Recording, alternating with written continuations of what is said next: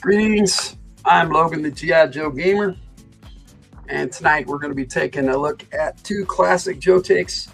We're going to be taking a look at Shadow Tracker, and we're taking a look at Quick Kick. So, yeah, Ben just got caught on camera. Sorry, Ben. And we're just going to kick things off right now. We're going to go for it and make this happen. So I will see you in the chat, and let's watch a couple Joe takes.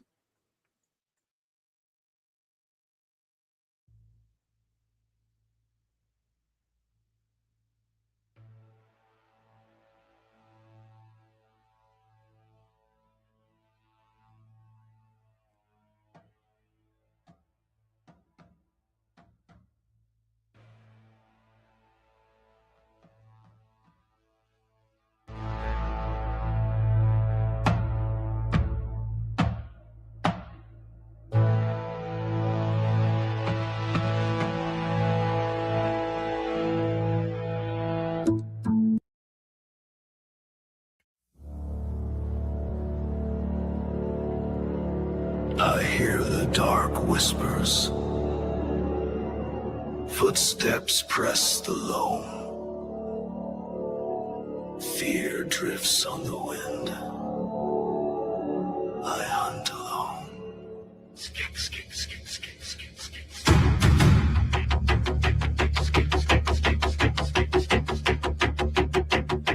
No scream, no echo, just breath and blood. I wait in the shadow. I strike through the mud. The blade is my craft, the rifle my tool. Every range is...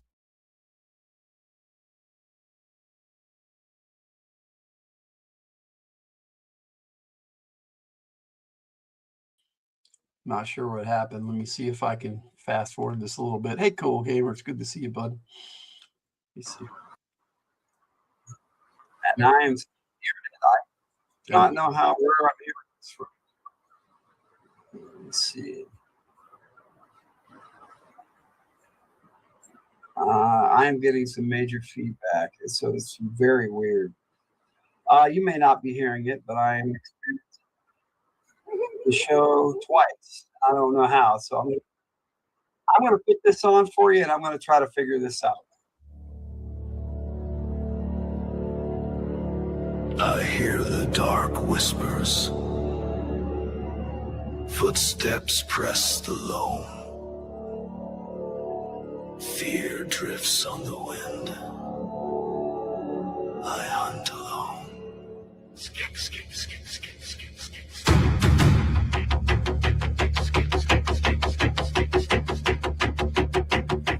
No scream, no echo, just breath and blood. I wait in the shadow. I strike through the mud. The blade is my craft, the rifle my tool. Every range is mine, but I prefer the cruel. Whispers in the dark, signals in the leaves, patterns in motion, scents on the breeze. She thinks she's lost me, I'm right in her wake. I don't miss signs, I don't make mistakes. She's no rabbit, she's coil and claw, slipping through silence, sharper than the law. A ghost in the fog, fast as a knife, but I feel her heat, I taste her life. The ground shifts fast, the forest cracks, I feel the presence of the pack. Falcon calls out orders, but I only see her. The trap was hers, and I was the lure. Whispers in the dark, I was close to the mark. She led me in quiet and struck in the park. The sky lit with fire, the earth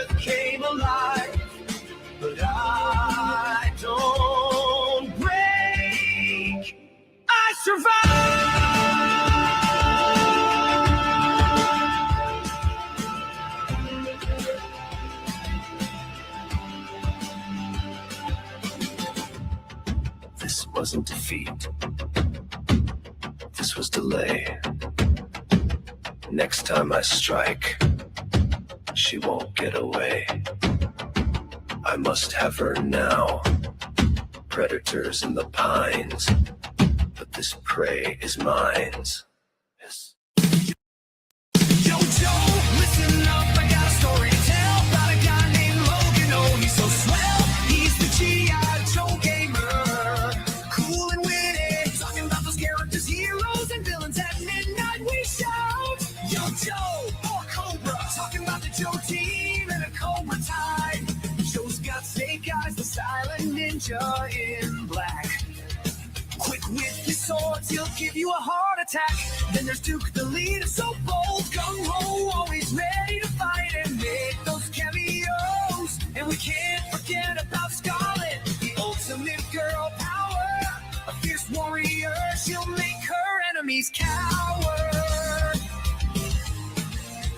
Cobra's got Destro to supply the weapons. Cobra Commander plots and schemes to ruling the world in his dreams. Zartan is never what he seems, and Baroness rocks that black leather outfit. Shoots you quick and slip out the back of the head.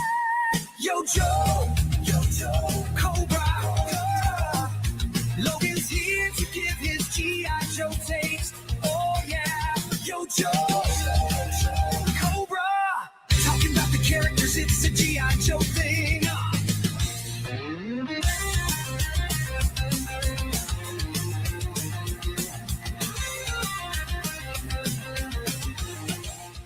Mature content warning. On Logan's Joe Takes, strategic commentary may include strong language, heated opinions, classified references, time to call in the Joes. Opposing forces may attempt audio interference. Logan's Joe Takes. Mission begins now. Let's try this again. I'm Logan, the G.I. Joe Gamer. Welcome to Cool Gamer. Hope everybody's having a good night. We are talking Shadow Tracker. This is Joe Takes 62. Welcome to the G.I. Joe Gamer channel. All right, let's start like we always do with the only figure of Shadow Tracker I have. They only made 2 figures. One was for the 25th anniversary line. Don't worry about it. Don't worry about it, Cool Gamer. You're all good, buddy. Thanks for being here. No, it was me. I was having technical difficulties, buddy, and got it all worked out now. Got it all worked out. All right. So before I show my figure, which is the classified version, let's take a look at the only other version they made, which was for the Pursuit of Cobra line in 2010, 2011. So this was the original Shadow Tracker. I never owned this figure. It was one of 2 in that series that I didn't get. The other one was Alley Viper Officer, which came with the Rage, and I could never find that. And of course, this was before I was ordering stuff online, but that would have been cool. He looks like he came with a lot of really cool stuff, a net and more stuff than the classified version for sure. But they had a gimmick in the with the modern line, the 25th anniversary line, that they would have a ton of accessories. But there he is, a picture of him at least. I love the camo pants. I still would like to acquire this figure. I'm not too hip on the vest. I'll show you in the classified. I think they did a way better job on the classified version of the figure. But here's another image of the Pursuit of Cobra figure. Now, those figures for the line of Pursuit of Cobra were really well made, and I have most of them. Like I said, I'm only missing those 2. But here is the classified Shadow Tracker. Now, this particular Shadow Tracker. Now you can put the axe there, but I prefer Slippy's knife there. The axe can go on the backpack, and so can the knife, but not as well. You can hook the hilt or handle of the knife to the backpack, but the blade doesn't go really well. The best place for it is there or in his hand for display purposes. But this character came with, like I said, this pretty cool backpack. I think the Pursuit of Cobra line had, like I said, had the better accessories from what I can see. Only one of these arrows comes out. I thought that was kind of dumb. This is just, they're all one piece, and it's attached. They don't come out. I'm like, why not just do the other 4 if you're going to do this. You know, they did that for the Scarlet Crossbow, where she had her 4 corals in her little sheath on the side, and they came out around the same time. So, you know, Shadow Tracker maybe a little earlier, because that's the retro Scarlet I'm talking about. But they also they used the same accessories for the coral figure. So, you know, there it is, which I'll be talking about in my Falcon video in a couple weeks. But there's his backpack. Now he's got a little spot here and a spot here to attach things to. Plus there's another one here. So you might be able to get everything on this backpack. He does come with this bow. Now, I like this. I like compound bows, and I think they're pretty cool. But just look at this. It comes with a suppressor. Now, I did a little bit of research because I was pretty sure that there is absolutely no point of putting a suppressor on a bow. And I was right. They do have things that quiet the strings, and I'm not really sure. Bow dampeners or something. They're called dampeners. And that's right. That's what they were. But that silences the strings. The suppressor has no purpose on this bow except aesthetic, to make it look nice. But it's still a cool looking bow. And the way you put the arrow on here is this way. So it's kind of weird how and why they have this suppressor here that's kind of in the way of the arrow. I mean, even if you fired the arrow through the suppressor, that would not make it any more quiet than it already is. Bows are naturally quiet. That's kind of their feature. Now, as you saw on the original figure, he had this this mask that was like yellow and orange. Hey, Jess, how's it going, Jess Laws? It's good to see you. I gave it a few minutes ago, but I had to do something. I had some technical difficulties at the beginning, so I barely just started, Jess, so it's all good. So you haven't missed anything.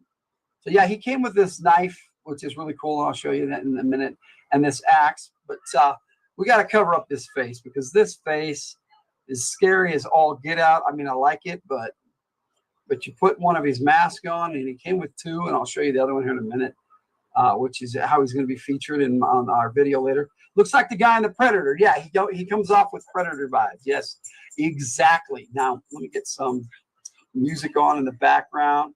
Hotch, our puppy, is in here saying hi, but I want to make sure I'm not boring everybody else. So turn this way down before I start the music. Anyway, I liked this bone necklace that he comes with. It's pretty cool.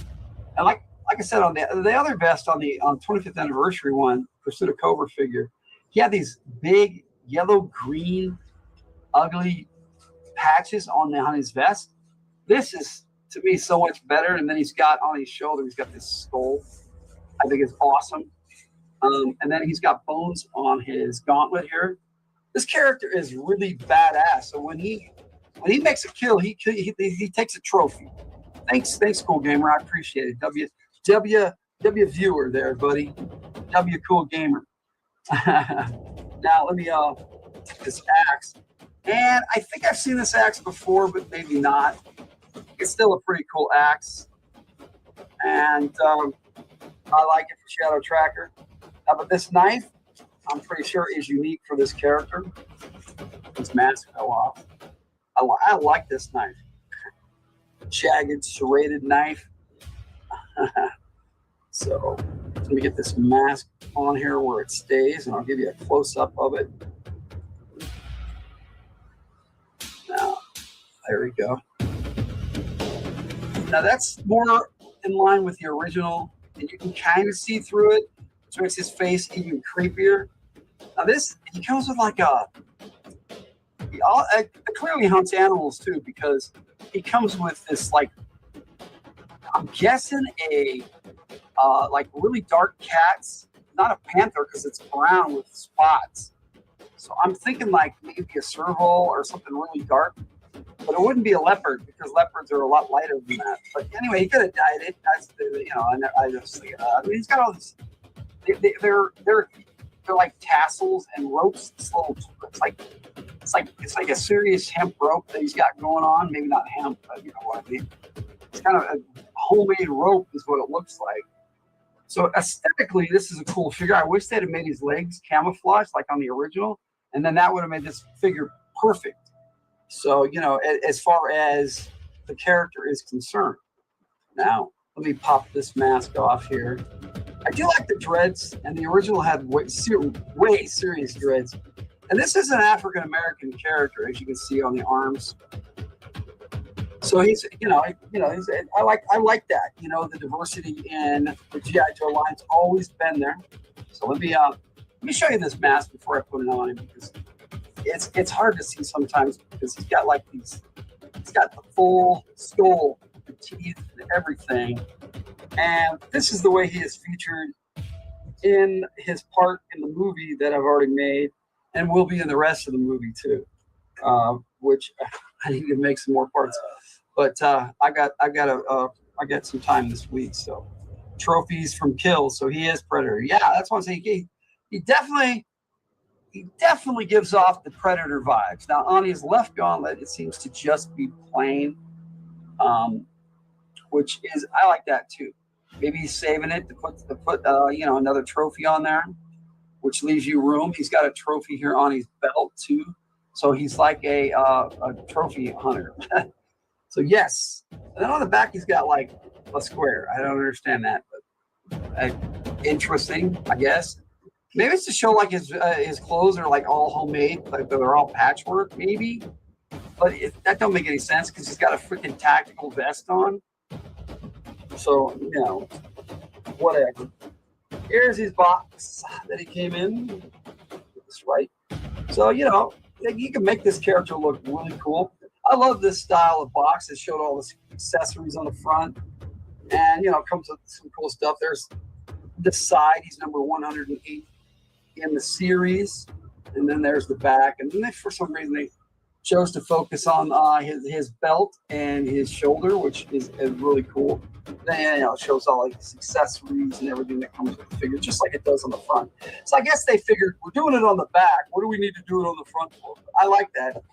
When they didn't have the window packaging. Now, what they had with the windowless packaging was these boxes here with the black and white art of the artwork that is on the side, which I really, really like for this figure. What the fuck is these crowns and numbers? Yeah, you know what? Yes, I don't know. Nobody does. I mean, they had it set up for what these were on the website, but then they shut the website down, so you can't even go look anymore. I think it's dumb. They need to start putting file cards on the characters. That's all I have to say. So on that, but yeah, this is really cool artwork. In the end, when you put it back in the box, you just put it in the box. I mean, I'll take the battle stand because I use it for other figures that didn't come with it. All classified figures should come with a battle stand. They still do not. That's one of my few gripes for classified figures. But one of the things I did love about the windowless packaging was these footlockers and the number of the series and then the character's name. I don't know why they added Cobra to his name, because he's a Cobra, but his code name is Shadow Tracker. So it's like, why are we putting on here that his code name is Cobra Shadow Tracker? Because it's just Shadow Tracker. I don't know. But they like to do weird stuff like that. Some of the Joes have their names, other ones don't. Without the file cards, that's the only way we know their names, their real names. So that's the box and stuff. Now, I do have, in order to tell you who the character is, I do have a file card made. He did come with a file card in the Pursuit of Cobra line with the first figure, and that's pretty cool. But let me play this file card for you. G.I. Joe is the code name for America's daring, highly trained special mission force. Its purpose, to defend human freedom against Cobra, a ruthless terrorist organization determined to rule the world.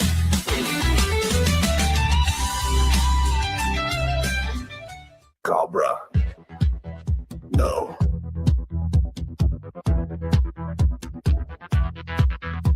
Cobra.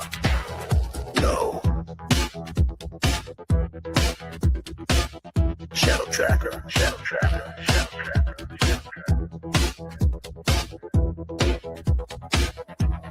Cobra's Tracker.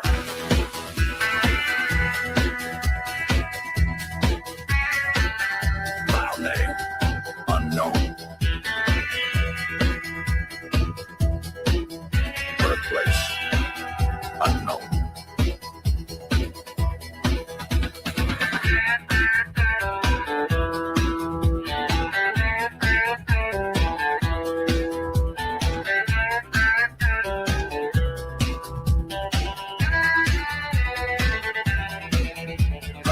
specialty.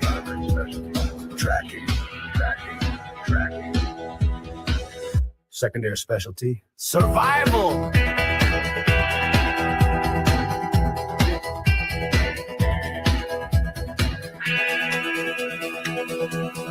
Shadow Tracker works for Cobra as a wilderness hunter and guide, scorning conventional firearms. He uses traditional weapons from around the world.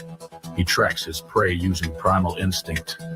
He hears the dark whispers of the jungle, senses distant footfalls in the earth, and tastes his victim's fear in the wind. When G.I. Joe lands in territory, Shadow Tracker instantly knows and starts the hunt.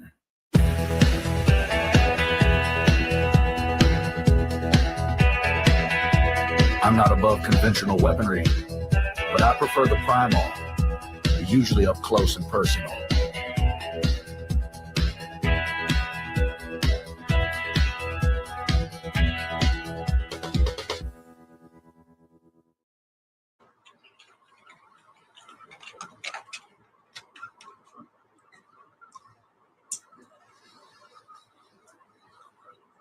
Sorry about that. I was looking on the YouTube screen trying to figure out these crowns and things. I have noticed those in other chats too, Jess. And I have no idea what they are. I know they're supposed to judge who your top viewers are. And it's like, I don't want to do that. My friends are all my friends. You know, there's no one better than the other. You know, thank you, Cool Gamer, for being a member on From the Hilt. I appreciate that and all that. And then with the memberships and everything, but over here on the G.I. Joe Gamer channel, I don't get it.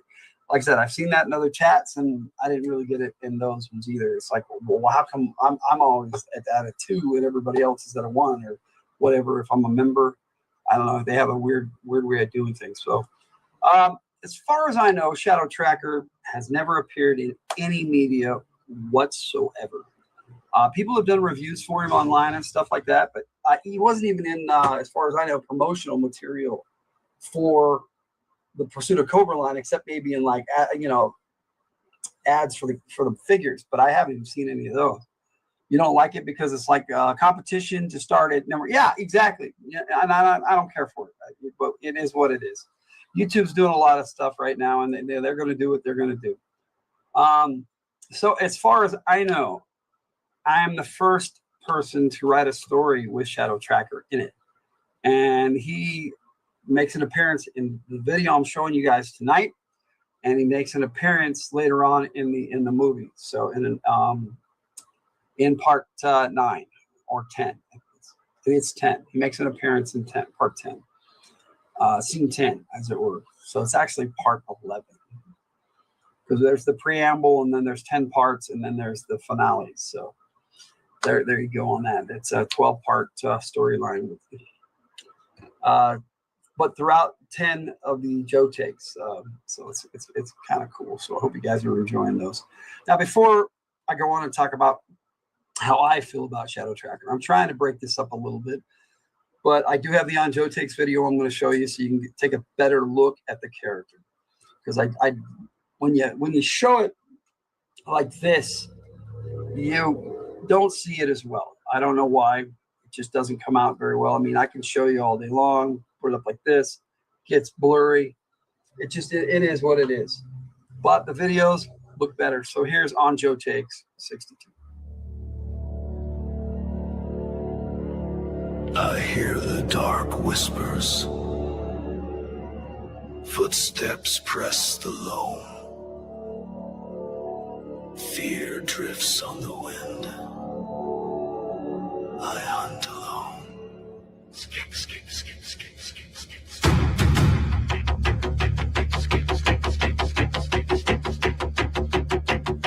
No scream, no echo, just breath and blood. I wait in the shadow. I strike through the mud. The blade is my craft, the rifle my tool. Every range is mine, but I prefer the cruel. Whispers in the dark, signals in the leaves, patterns in motion, scent on the breeze. memories. She thinks she's lost me, I'm right in her way. I don't miss signs, I don't make mistakes. She's no rabbit. She's coil and claw, slipping through silence, sharper than the law. A ghost in the fog, fast as a knife. But I feel her heat, I taste her life. The ground shifts fast, the forest cracks. I feel the presence of the pack. Falcon calls out orders, but I only see her. The trap was hers, and I was the lure. Whispers in the dark, I was close to the mark. She led me in quiet and struck in the park. The sky lit with So that, you know, that gives you a better look at the character. And I kind of wanted to break that song up because it's part of the movie too, and it ends with it. So let me put the music back on here as we chat a little bit. This might be one of my shorter Joe takes because, like I said, there's not much known about this character. I had a fascination for this character the moment I saw him on the back of the other characters that I picked up on the back of the file cards. They had the other cross-selling figures. He's a bad guy, yes. Oh, he's definitely a bad guy. This is a Cobra. He is their tracker. And so at some point, I would like to do a video where him and Spirit square off. Because the G.I. Joe tracker Spirit, that would be cool to have them hunting each other. That would be one badass video, I should think. And I don't know if I might start doing some more play motion stuff next year. But yeah, he's definitely a bad guy, Jess.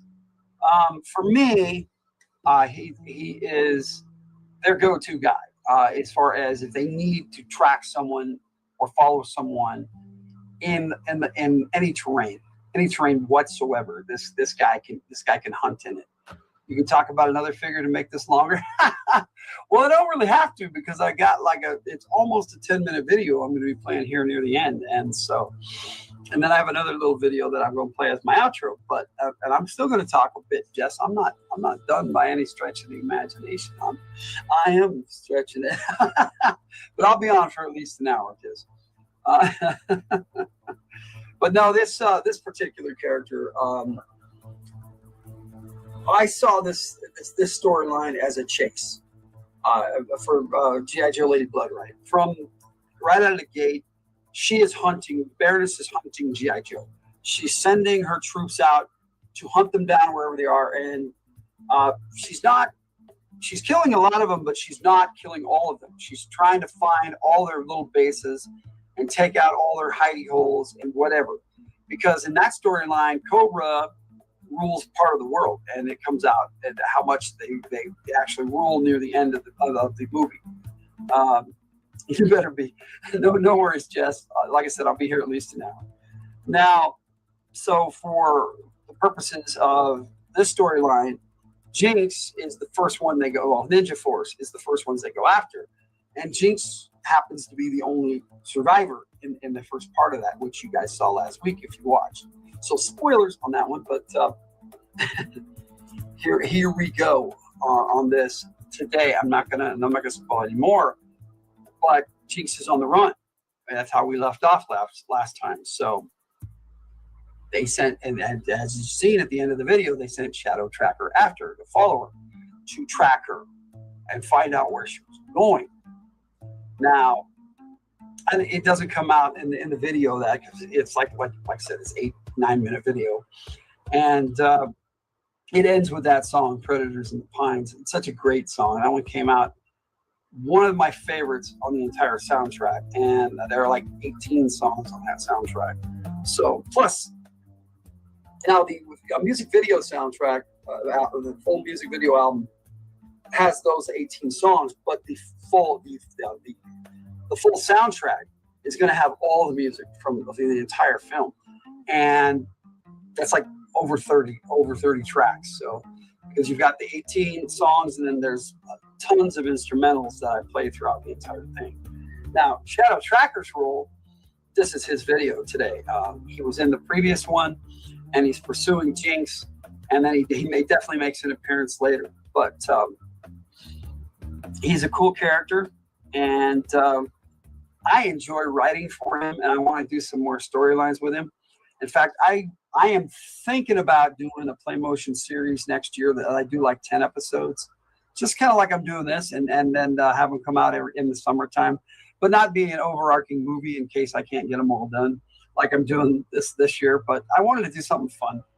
Something weird happened last night. I don't remember much at all. I remember sort of standing in the living room. I have no clue what I was doing. I was very hot and sweating like crazy. It's hot today, and it was hot last night. I get you. The heat sucks, but I hope you're okay. And if you need to go see the doctor, please do so. We are concerned about your health here, Jess. We would miss you if you were laid up or anything for a while or sick. And I hope you and Ray are feeling better. So on that note, there you go. But so yes, anytime Cobra needs to find somebody, they send Shadow Tracker. The train is irrelevant to him. Type of weapon, type of kill, irrelevant to Shadow Tracker. Now, in his original file card, it said that he prefers the up close and quarter, up close and personal, close person quarter, close quarter person. Bleh, if I could speak tonight, but he likes it up in their face. He likes to take his knife or his axe or his fist or his feet. He likes to get into it.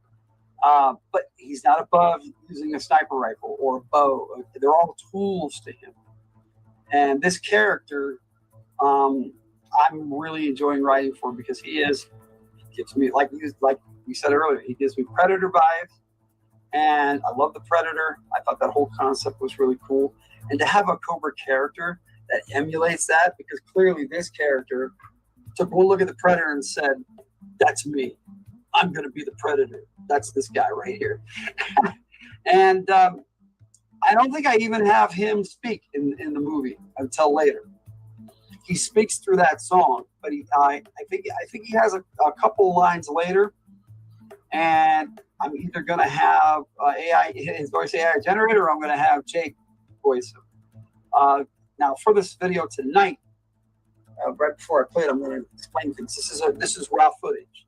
It has music. It has a bit of special effects, but I am going to be making some changes to it when I put it in the movie.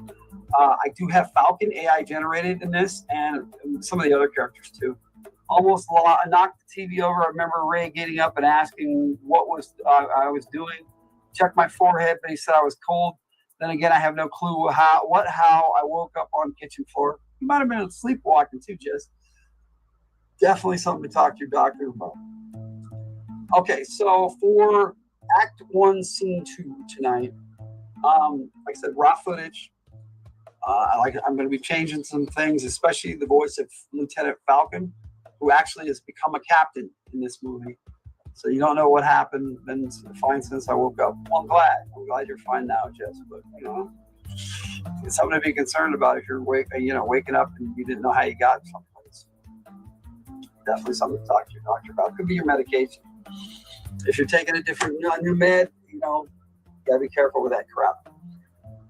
Okay, so for Predators in the Pines, I can't give you any more introduction. Like I said, Falcon's voice is AI generated in this cut, but I'm hoping to have Jake Pendragon voice Falcon in the actual movie. Yeah, I never done that before. Thought I was hallucinating. That really sucks, Jess. The other characters like Tunnel Rat, I voice in this. I think Tunnel Rat's the only one I did a voice for in this storyline. Yes. So if you like Tunnel Rat, he's one of my favorites. Definitely one of the coolest 1987 characters to come out. Him, Jinx, and Law. Those are my top 3 from that year. They're so cool. So they had good characters continuously coming out. Throughout the entire line, they had good characters come out. Like even in 2010, Shadow Tracker, who was not created by Larry Hama. In fact, he's never been featured in a Larry Hama comic or any other comic as far as Google knows. And I did some research, a little bit of research, with Google. And Google has no idea if he's been in any form of media. So, like I said, this may very well be his first debut, his debut on a video as one of the major characters of the story. So, without further ado, I'm going to play Predators in the Pines, and I hope you enjoy it. Like I said, it ends with that song, Predators in the Pines, and a bit of AI generated art, but I didn't see the point of, like I did with Jinx at the end of the last video, where she's just sitting in the car, and her song was playing, and I didn't want to do that, so I went AI. So tell me if which you prefer, and we'll go from there. So let me see here. Let me push this button, and you can still hear me, but I'm going to put the video file on, and then I'll pop out.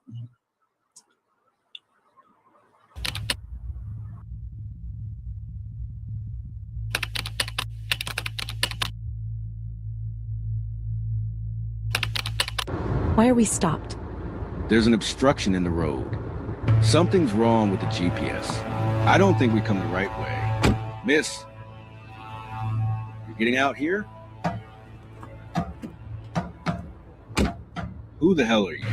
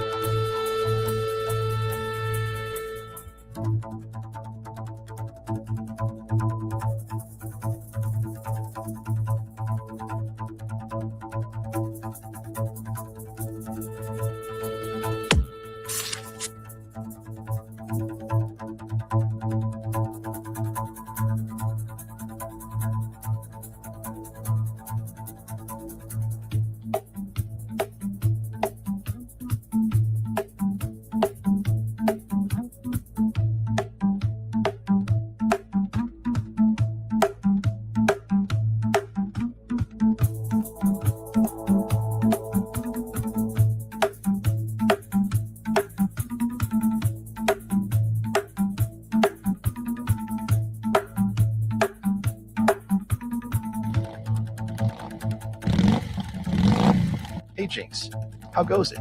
Jason. No, Jinx. Coral. Que pasa, Jinx? Hey, Rat. Cheers, laugh. Big Ben. Falcon. What the hell are you doing here?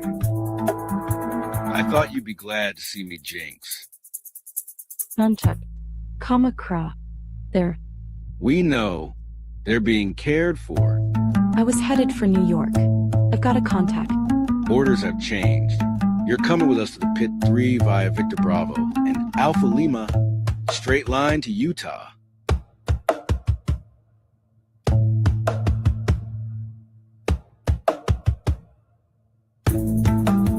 That's not my mission.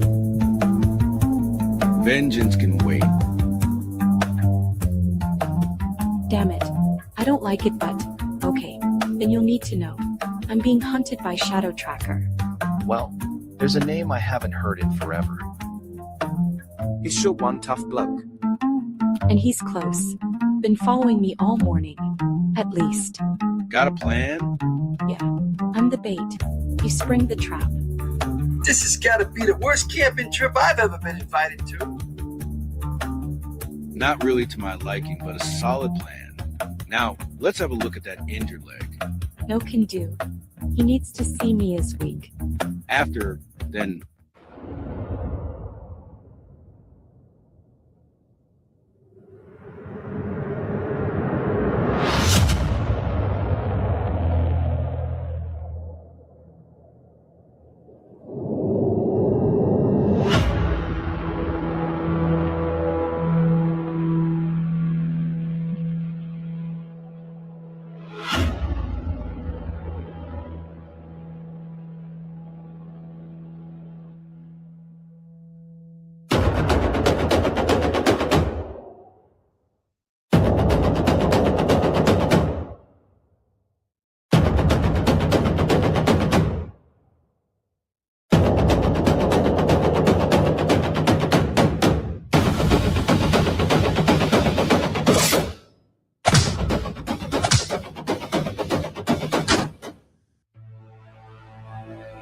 That was one tough customer. yeah, he was. We better move. Can't wait to see how 5 Joes squeeze into one ghost rig. We'll manage under that. Shotgun. Hey, Damn, I guess I walked right into that one. Good van Wolf Spider. I hear the dark whispers. Footsteps press the loam. Fear drifts on the wind. I hunt alone. Skink, skink, skink, skink, skink, skink, skink. Skink, skink, skink, skink, skink, skink, skink. No scream, no echo, just breath and blood. I wait in the shadow. I strike through the mud. The blade is my craft, the rifle my tool. Every range is mine, but I prefer the cruel. Whispers in the dark, signals in the leaves, patterns in motion, scents on the breeze. She thinks she's lost me, I'm right in her wake. I don't miss signs, I don't make mistakes. She's no rabbit, she's coil and claw, slipping through silence, sharper than law. A ghost in the fog, fast as a knife, but I feel her heat, I taste her life. The ground shifts fast, the forest cracks. I feel the presence of the pack. Falcon calls out orders, but I only see her. The trap was hers, and I was the lure. Whispers in the dark, I was close to the mark. She led me in quiet and struck in the park. The sky lit with fire, the earth came alive. But I don't break, I survive.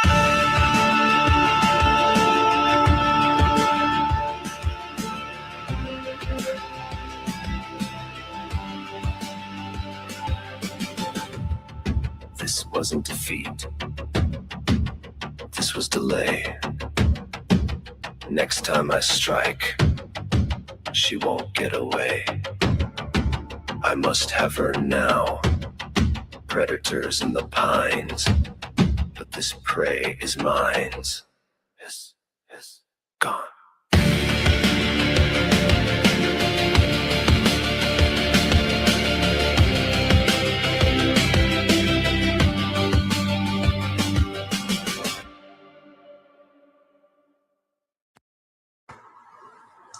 Now, each of these videos will feature at least one song. Some have two, but they all have great cinematic tracks to go with them as well that are instrumentals. I hope you enjoyed that. I'm going to check this out, Jess, real quick. I'm going to go over to my channel and go into my settings and see what you're talking about here. So settings, and where do I go into lives? Yep, that's not in here, Jess. Are you talking about in create? So yeah, I'll have to check later. I like that song too, Jess. I think it's really good. And I love, like, this is one of the 2 instrumental tracks that were played in that. I've been playing both of them back and forth a little bit. It's into it. Both of them are like that. Yeah, I named this Shadow Pulse, so I thought it was pretty cool because it kind of felt like a pulse as they were going through the woods. I wanted to make that feel like a chase scene where he was tracking her through the woods, and I don't know how good of a job I did, but I had fun doing it. And so I'm gonna most likely on Friday film the next week's video with Quick Hick as a flashback, and then the following one from the Night Creepers. I'll probably film them both back to back because they kind of tie into each other, and that's the end of Act 1. And then I'll get into Act 2 next week. That would be cool. Towards the bottom of the list of settings. Okay, well, I'll look again, Jess. Let's see here. So I go to my settings. I got advanced settings. That's the bottom of the list. Am I in the wrong menu? I do not see lives anywhere. Yeah, so I'm in the wrong settings probably. Is there settings on here? Wait a minute. Yeah, there is another way to go into settings. Nope, it's the same menu. So I don't know what you're talking about, Jess. There's nothing that takes me to lives. I don't know where you're from. Okay. Anyway, so that's my video. That's my take on Shadow Tracker. If you guys enjoyed it, I'll have to play with it later, Jess, and figure it out. So it's under fan letterboard audio and video settings live chat. Okay, I'll check it out. But on that note, I'm done for this episode. Like I said, I'm having fun with this character. I really like him. I think he should be featured more. And like I said, if I do the series that I want to do next year, he'll be one of the main bad guys in the storyline. Where Baroness is the leader of Cobra. So it'll be a world set the way that at the end of this movie I'm making now, it'll be in that setting. And so it'll be a lot of fun. That's Shadow Tracker. Oh my God, I love this going with these bones. It's a cool character. But on that note, I think I've stretched this out as long as I can, Jess. And we'll see about that anyway. What, it hasn't been an hour? Okay, I'll tell you what I'll do. Jess, I do have the other video I can play, which will stretch it out, but not long enough to make it an hour. So I will go into the settings. You said it's in audio. Let's see. Where are these settings you're talking about? You said audio and video settings, live chat. I don't see that. I don't know what you're talking about. There's no audio and video. What? Where? Notifications, playback and performance, downloads. Yeah, I'm not seeing this live setting or audio and visual.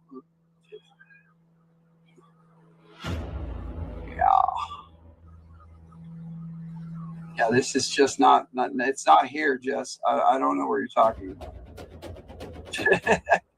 It's just not here. These things are not where you say they are. Miss Jess. But anyway, yeah, I really don't have much more to say about this character. Other than I like him and he's cool. And if you are into the G.I. Joe Classified line, this is one of the Cobras you need to pick up. Very cool character. Very solid character, not by Larry Hama. So, but still worth checking out. So I do know some friends that would be like G.I. Joe bros who'd be like, it's not Larry Hama, so it's not G.I. Joe. But I make the difference as G.I. Joe on the box. This is Cobra Shadow Tracker. And he's had 2 figures, not just one. So yes, he's not that obscure of a character. He's just pretty obscure. There have been some figures that have only had 1 figure ever made of them. So it's a newer character. I think it's a cool character. But I don't think I can stretch it out anymore, Jess. That is my take on Shadow Tracker, and I'm going to stick to it. Turn this off here and head on out. Thank you for joining me tonight. And on that note, Logan out.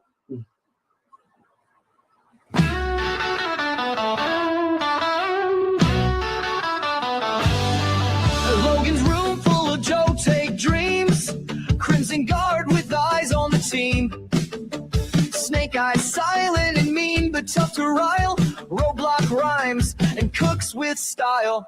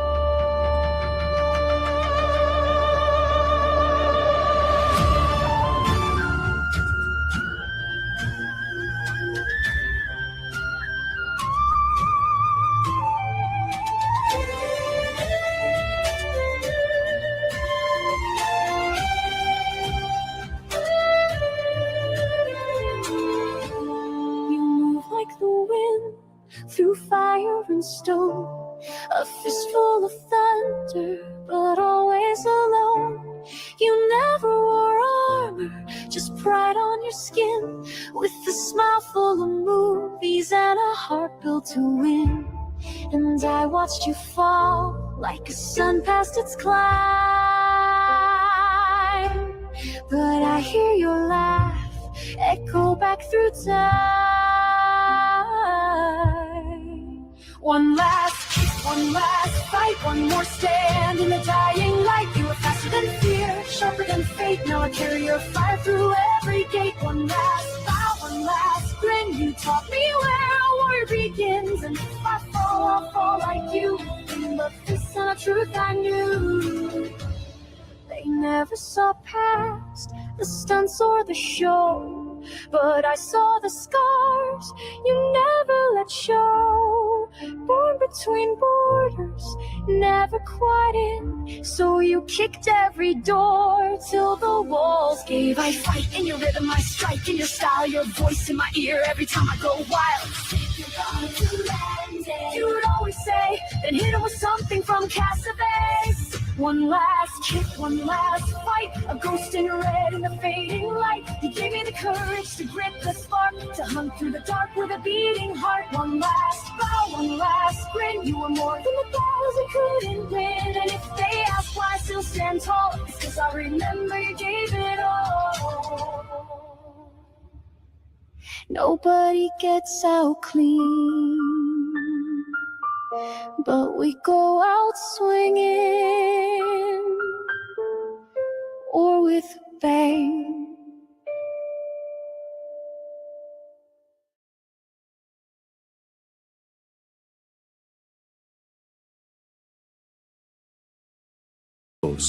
Opposing forces may attempt audio interference. Logan's Joe Takes. Mission begins now. Yo, Joe. I'm Logan the G.I. Joe Gamer. Welcome to Joe Takes 63. Yes, sir. This is going to be Quick Kick from the Hilt. A little background music while I chat here. Should have had that ready already, but it's a hot day. We're in the 90s here. Dealing with a lot of heat issues, and we're going to start like we always do. We'll show off the figure. The vintage Quick Kick figure. This is the original 1985 Quick Kick. Now, whether he came out in 85 or 86, still the same mold, same figure. Now, the only difference in the 1985 and 86 figure was the color of the file card. They had the original ones on a peach or a tan color, and then the new ones were on a gray coat. Now, I'm going to play the file card, my file card video for you, so a little later, so you can check out who MacArthur S. Ito is, Quick Kick, and we'll get into the character a bit later. But that's my vintage Quick Kick. I'll leave it here. We'll probably take a look at him again. Now, they only came out with 4 Quick Kicks, and the good news is I have all 4 to show you. So now that I'm aware of, I mean, they may have come out with Quick Kick in other countries, and too loud.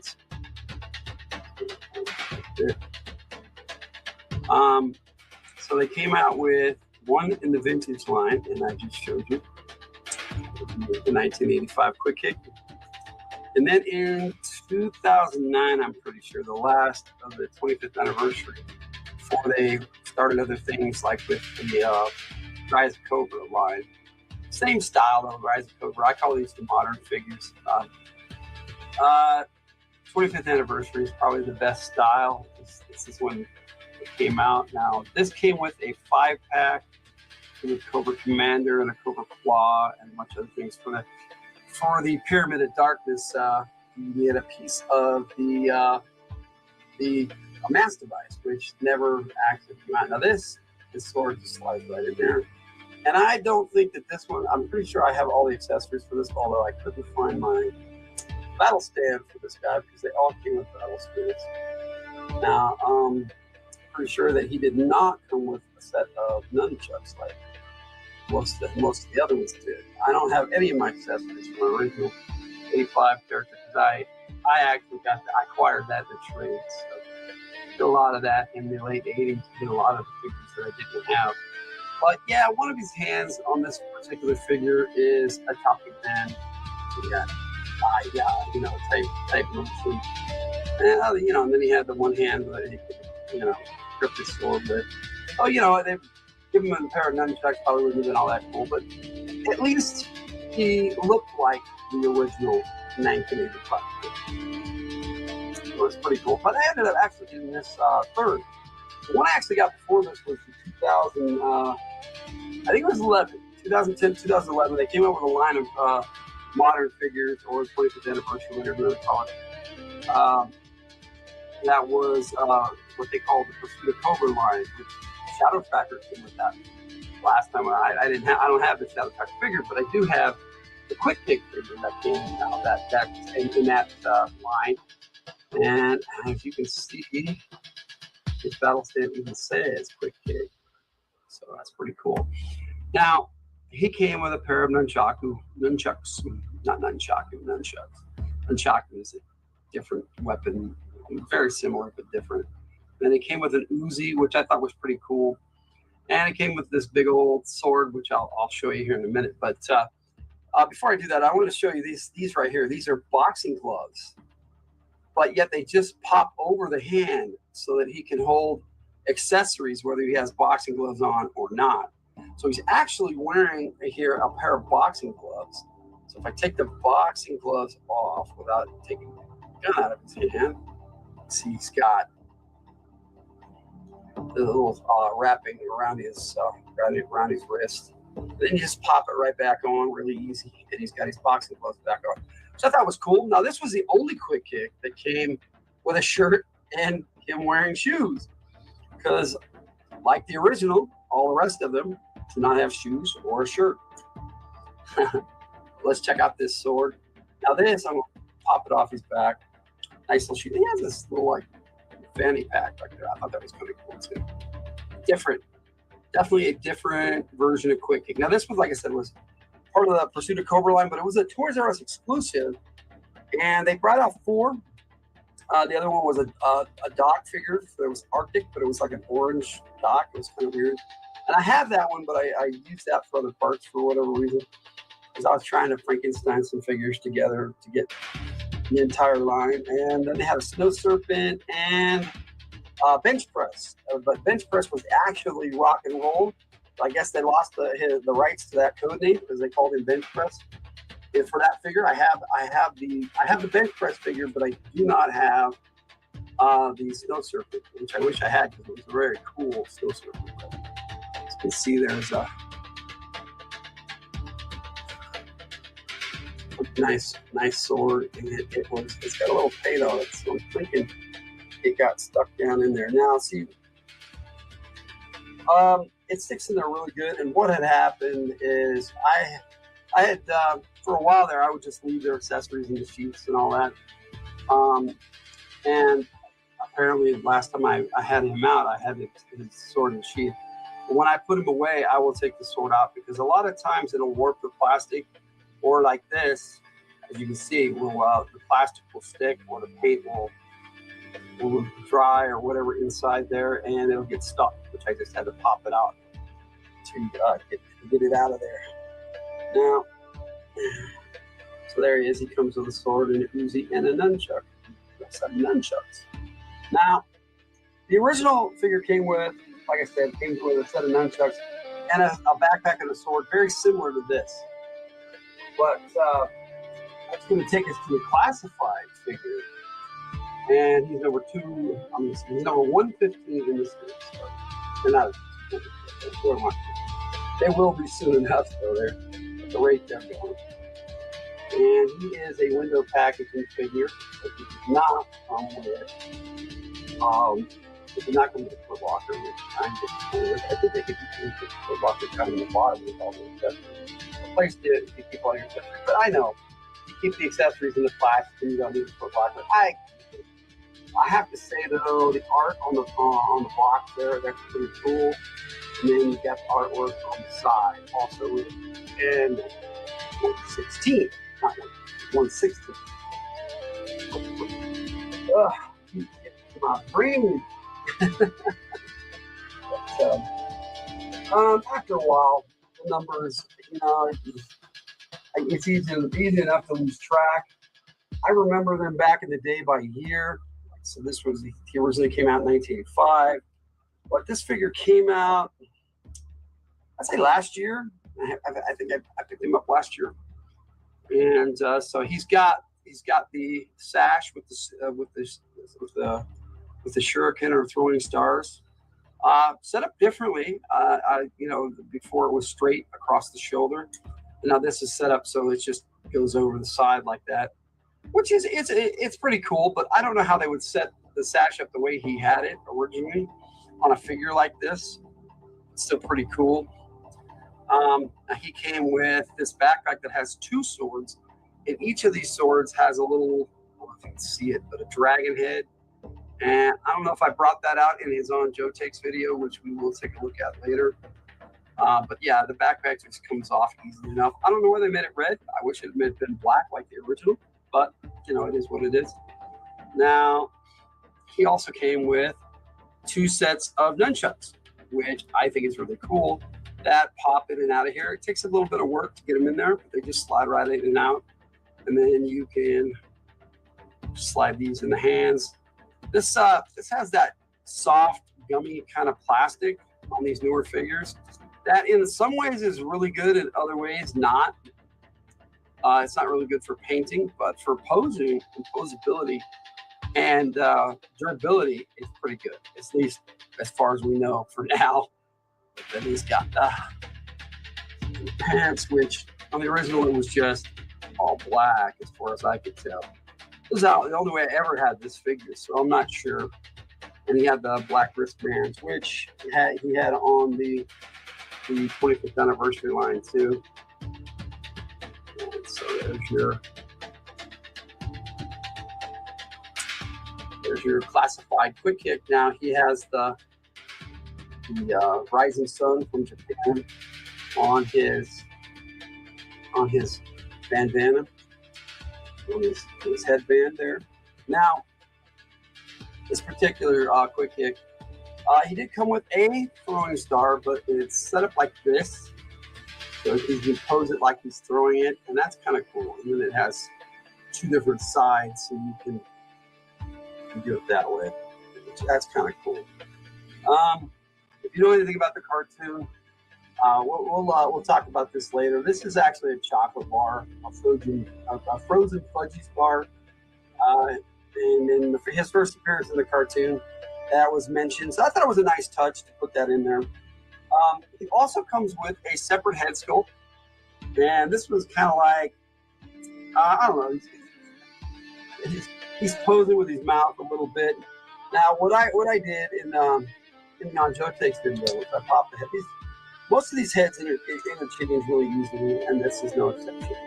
And what I did was I made it look like when he was posing, like he was eating the frozen fudgy bar. It was like, ooh, good, with this particular head scope. So I thought it was kind of interesting to have this head scope. I don't think that's what it was for.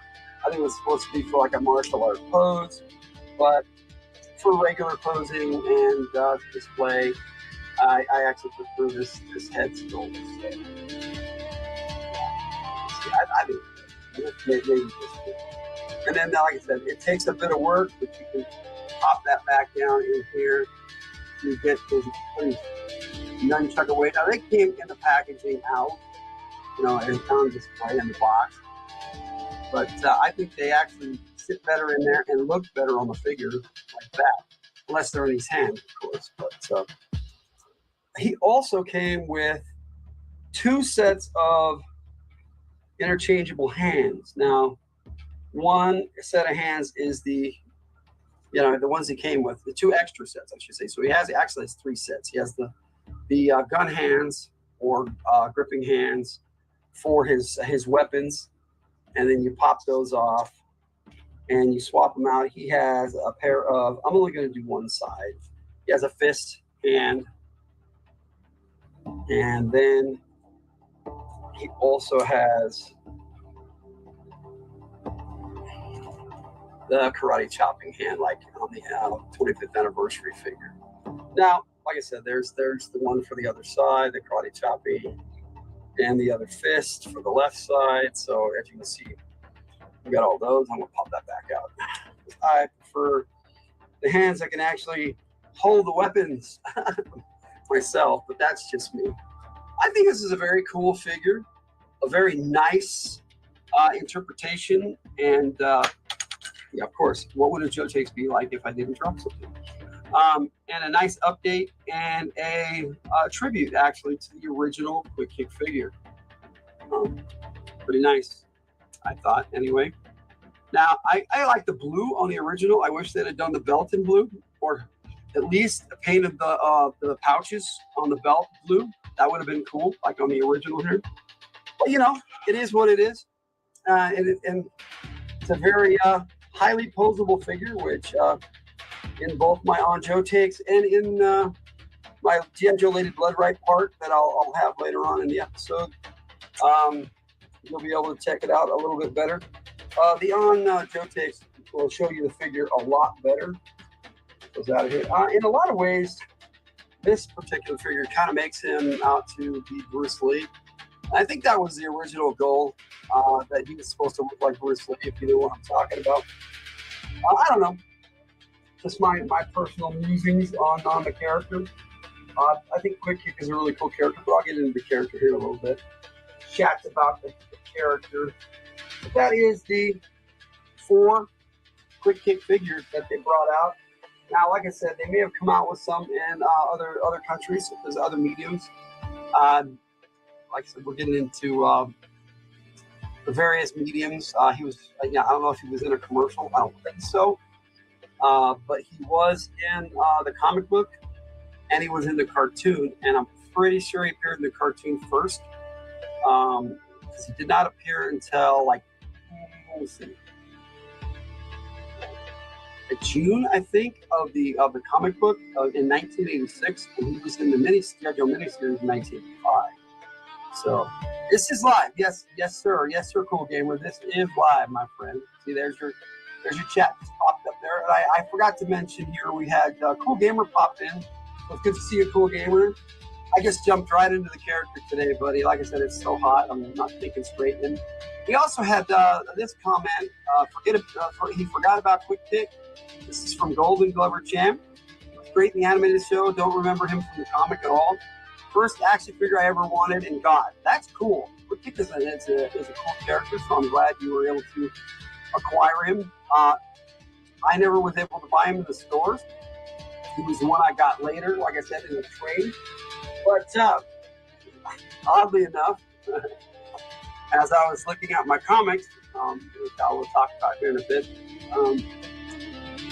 We'll get into that. Okay. Like I said, he first appeared in the cartoon in 1985, and he appeared as a stuntman who saved Alpine and Bazooka from Storm Shadow, a bunch of Snow Serpents, and some Crimson Guardsmen, and a Cobra officer as well was with him. Now there is some debate over that scene, because in that scene, Quick Kick easily him and Storm Shadow jumped at each other like this in the cartoon, and Storm Shadow fell over and was defeated. Now, I personally don't think that he could easily defeat Storm Shadow like that. So my opinion on that is that Storm Shadow was, if he was full Cobra, then he was conflicted at the time. If he was undercover as a Joe, then he wouldn't have wanted to defeat Quick Kick, and he would have let him go. It made it look like he was defeated. It's easier to take defeat than it is to, defeat somebody, a G.I. Joe, if you're a G.I. Joe. Because later on, Storm Shadow became a Joe.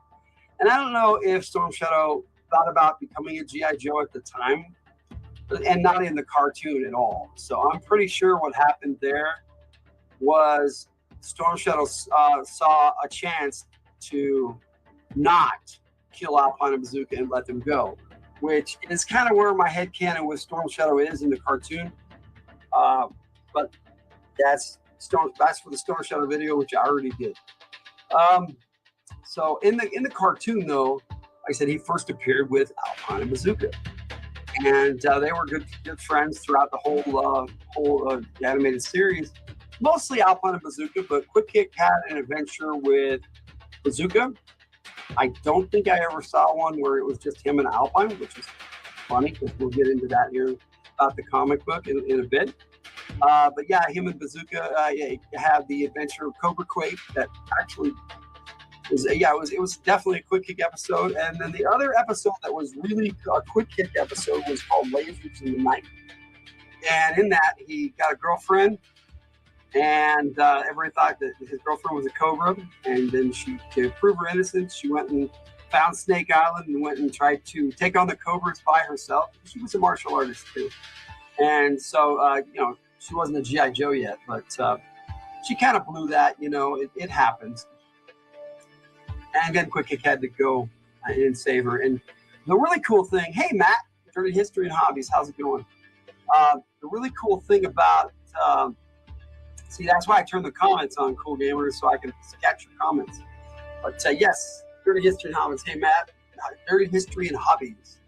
Good to see you, Matt. We are in 90-degree weather here, and my brain is kind of fried. It's still in the 90s in the evening here. So, anyway, let me say hi to you proper in the chat. And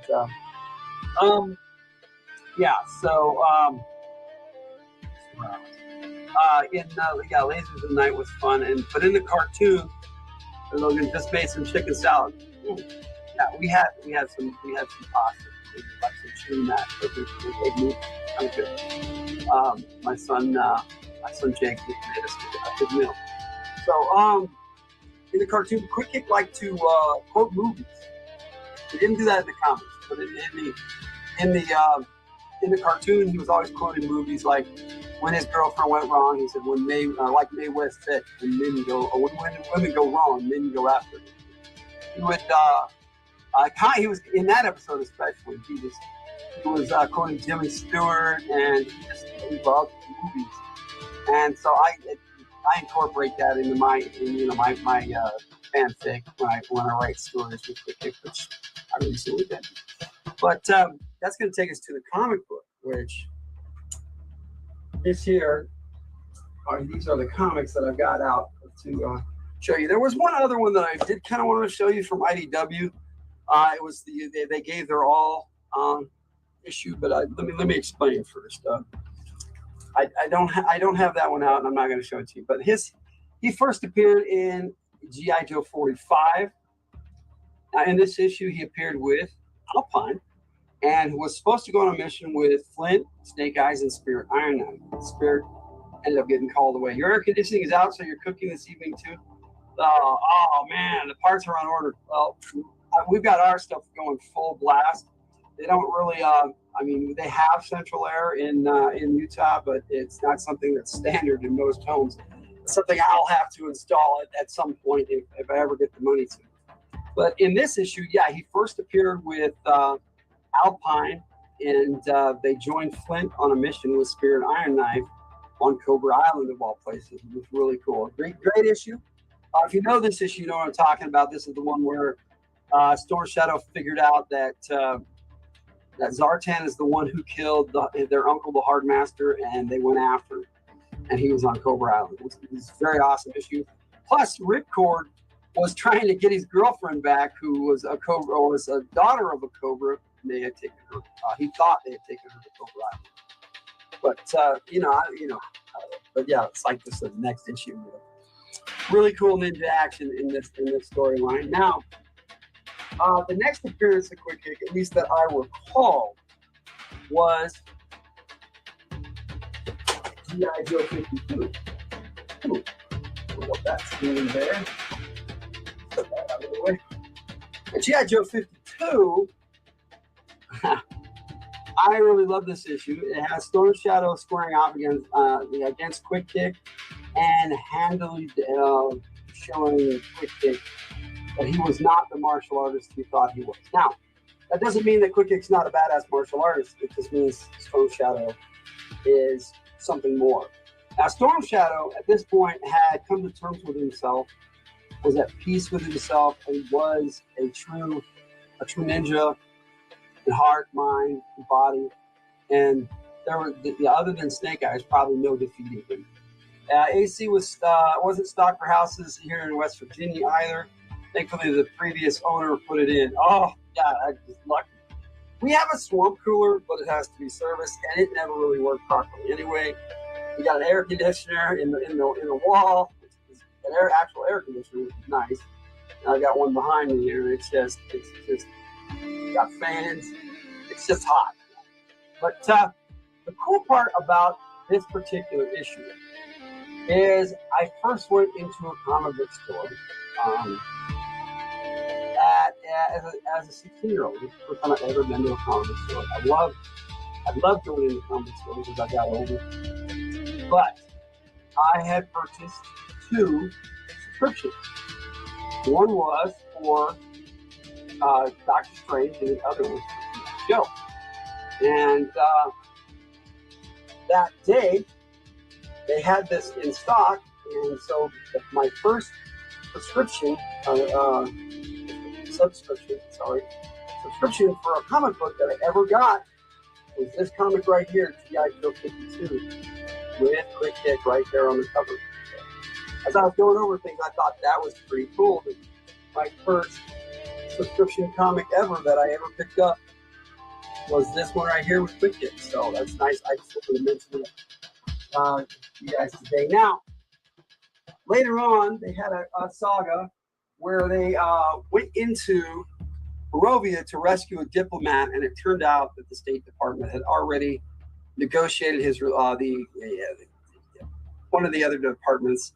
The State Department had negotiated his release, and so they were there rescuing no one, and so they were disavowed, and they were on their way trying to escape, and their contact got killed, and Quick Kick was severely injured, and Snow Job was injured, so Stalker opted to stay behind, and he ordered Outback to escape and get the word out to General Hogg.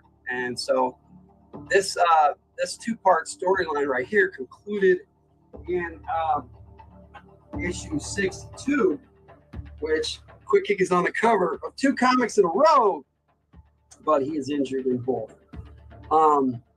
Now, between these was Special Missions number 6, if I remember correctly, and in that is the Outback story of how he escaped Barovia to get the word out. It's pretty cool.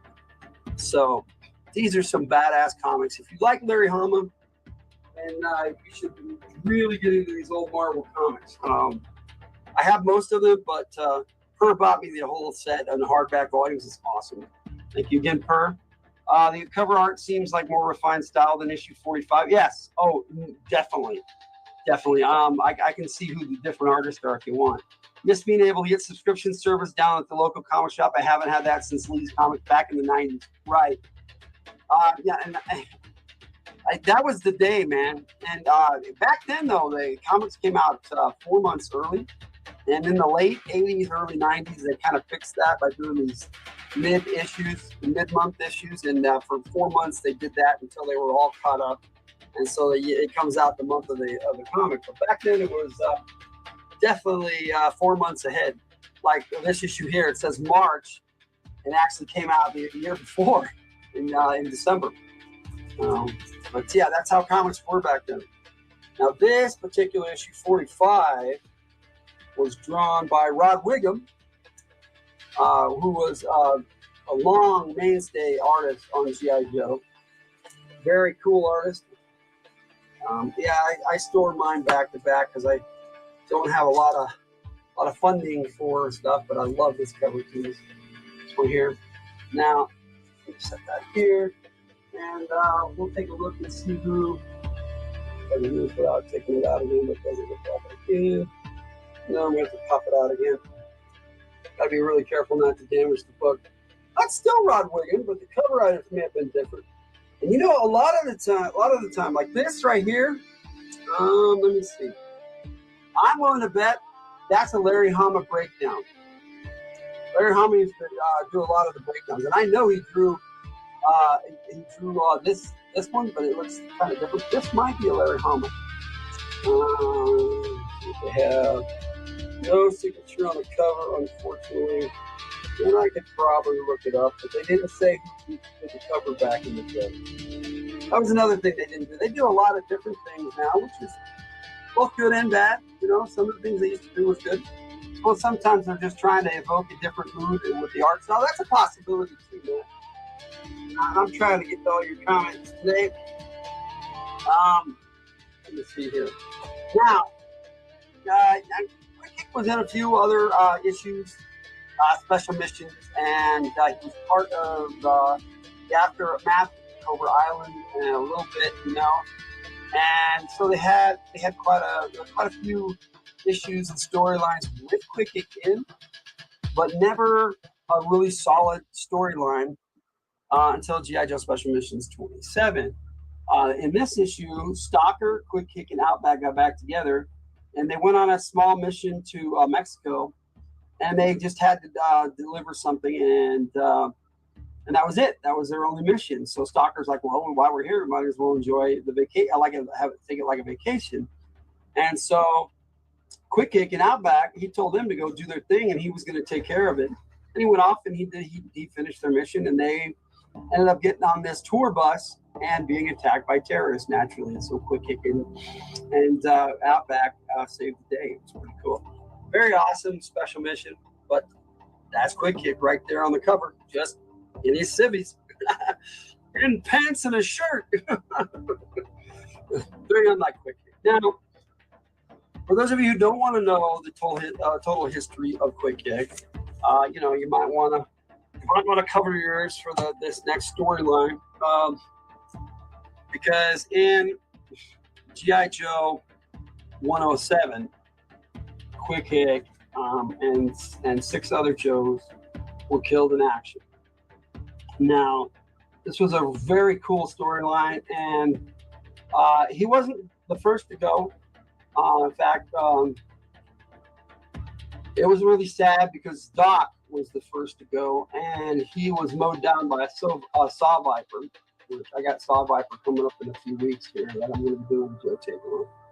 And Quick Kick was really, once they got control of the situation, Quick Kick was really distraught with Doc's passing. And this is a very powerful issue of G.I. Joe. And it was like, oh, he survived that. And then just a little while later, him and Breaker were killed on a rage. They were right in a rage, and it got blown up. And they were killed. Killed in action, as it were. KIA. And so that is where, for me, in the comic books and everything else, Quick Kick's story ended. This was well after the cartoon and all of that. So for me, Quick Kick, I prescribe to a lot of Larry Hama storylines, and so for me, Quick Kick is a Joe who lost his life in action. Now, that takes it to my headcanon of other medium. Like I said, he was in that one.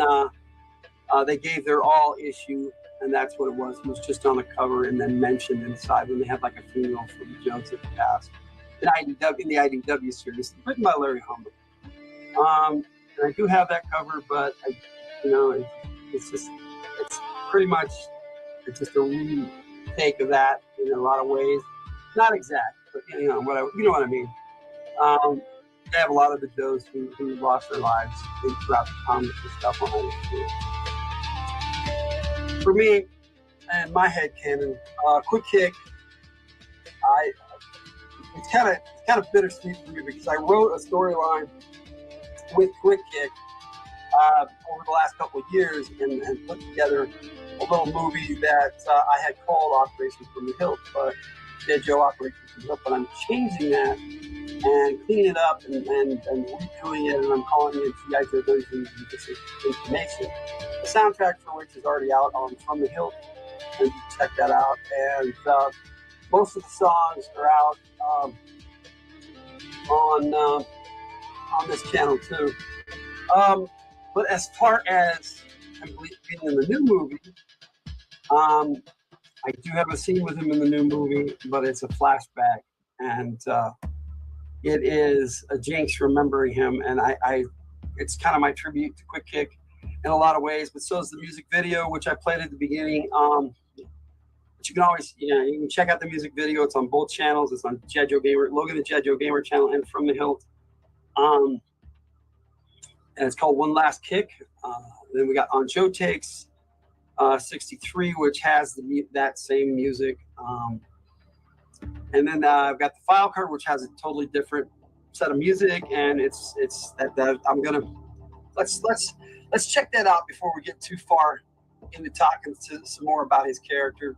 So let me play for you. Before I do that, I forgot to do this. I was meaning to show you better, more close-up versions of each of those comics I just showed you. And so I wanted to do that real quick.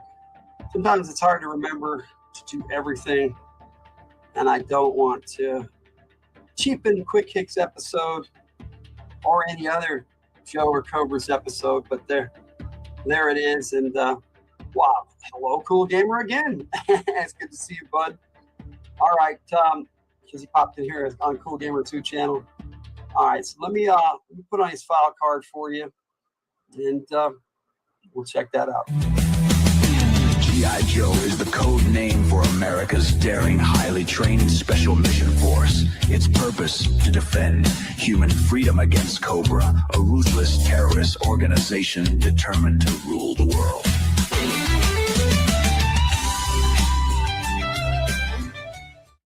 Yo, Joe. Code name.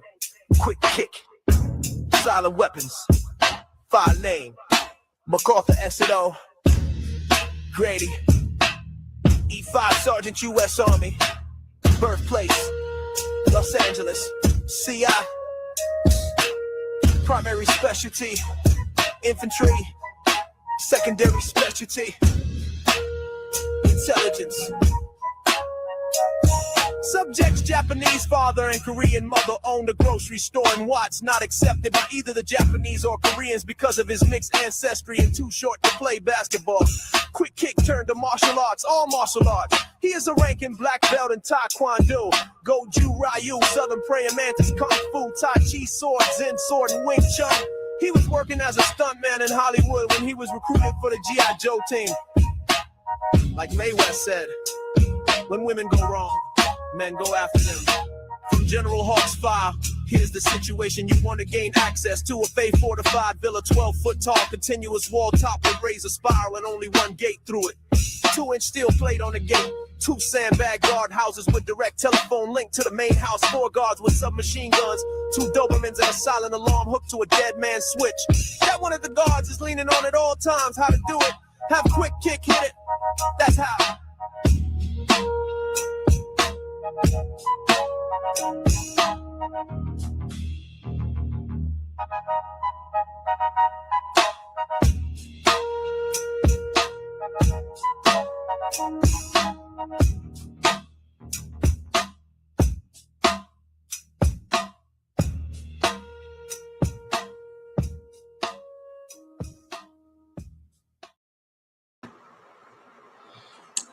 There's a file card. Hope you enjoyed that. I do have a bit more for you tonight. So about I on Joe Takes, I'm going to show you right before we jump into the Act 1, Scene 3 of G.I. Joe Lady Blood Right, which is really short. It's only like a little over 3 minutes, but sometimes you don't need a lot. And I stretched that one out. I filmed for a long time, and I'm like, wow, when I filmed it, I'm like, this only came out to like 3 minutes worth of stuff. I was like, oh, okay. But kind of same thing kind of happened. I filmed the Act 1, Scene 4 and finished up Act 1 yesterday, and man, I filmed all day. I filming, and it's less than 5 minutes of a video when it's all done, and I'm like, wow. But that will be for next week for our Night Creeper video. But this week we're gonna show you the quick kick, one last kick part for G.I. Joe Lady Blood Right. Now, if you heard in the file card there, it said that his rank was E5, but if you notice on the file cards, they all said that he was an E4 specialist. Now, in my head canon, he had been approved and was ready to get his E5 papers before his mission where he was killed, and I'm saying that he would have got his E5 papers right after that. So posthumously, he was E5, but the paperwork hadn't caught up to him yet. So he never actually served as a sergeant, but he was in on paper, as it were, eating videos. Yeah, editing videos eats up time fast. It sure does, dude. Man, like I said, I put a lot into these videos, and I'm enjoying the heck out of making this G.I. Joe Lady Blood Right movie and redoing G.I. Joe Dungeons and Disinformation. So I've got like 5 more parts to do on Dungeons and Disinformation, and a lot of that it's just clean up. I don't have any more filming to do. It's just re-editing and making sure that it looks good and everything. So those I can probably get done within a couple of weeks, hopefully. And I want to have that out before G.I. Joe Lady Blood Right. And then G.I. Joe Lady Blood Right, what you'll see tonight is raw footage. But before we jump into that, let's look at his On Joe Takes so you can get a better look at the G.I. Joe classified version of Quick Kick, which I find to be really good. They hit their stride. The time you put into shows, the videos looks great. Well, I appreciate that. Thank you, Matt. I definitely I put my heart and I put love into it, and it was weird because it was so hot, and I was really not feeling good at all yesterday. And then I watched it back and went, man, I did a really good job. And so when I started feeling better, when it cooled down, because with asthma, a lot of times when it gets really hot, I really feel down. But I've had vitamin C and I've had potassium today, so I'm pretty good. But here is On Joe Takes, On Joe Takes 63, as it were, for Quick Kick, and you'll get a better look at the character.